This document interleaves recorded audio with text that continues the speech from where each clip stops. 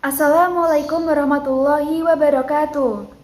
Saya Maur Puspitasari dengan NIM A320210041 dari Extensive Reading kelas B akan membacakan terjemahan bahasa Indonesia dari teks Robinson Crusoe halaman 28, 29, dan 30. Selamat menyaksikan. Halaman 28. 10 Desember. Baru saja saya menyelesaikan gua saya. Atapnya runtuh. Ini membuat saya takut. Jika saya berada di dalamnya pada saat itu, saya akan terbunuh.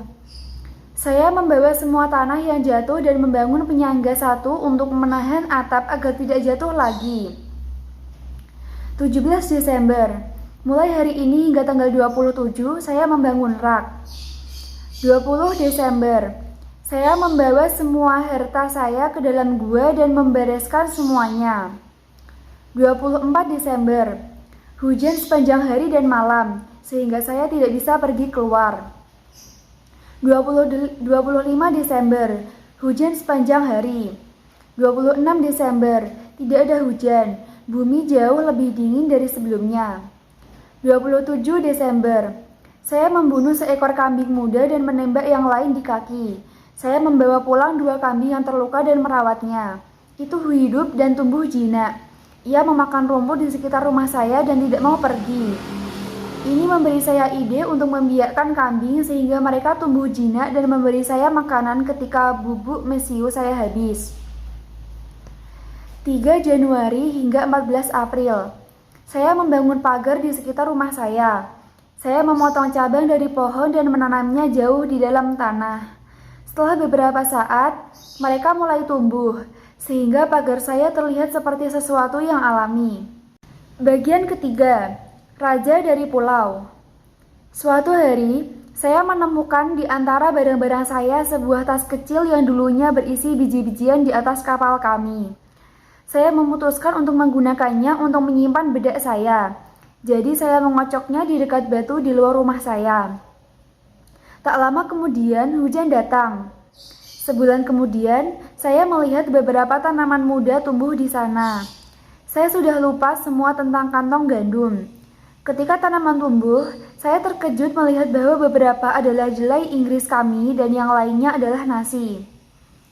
Sampai saat ini, saya hanya memiliki sedikit pemahaman tentang agama. Saya menganggap semua yang terjadi pada saya sebagai kebetulan. Ketika saya melihat jelai Inggris tumbuh di sana, saya pikir itu adalah keajaiban. Tuhan telah membuatnya tumbuh di sana untuk menghibur saya. Pikiran ini membuat saya meneteskan air mata. Kemudian saya ingat menggoyang-goyangkan tas di tempat itu tepat sebelum hujan turun. Ini menenangkan pikiran saya. Saya pikir biji-bijian telah tumbuh di sana secara kebetulan, jadi saya merasa kurang bersyukur kepada Tuhan. Tapi saya tetap harus bersyukur karena kemungkinan biji-bijian tumbuh di sana sangat kecil. Secara kebetulan 10 atau 12 butir gandum dan beras tertinggal di dasar kantong. Secara kebetulan saya telah mengeluarkan kantong di bawah naungan batu, di mana itu terlindung dari matahari.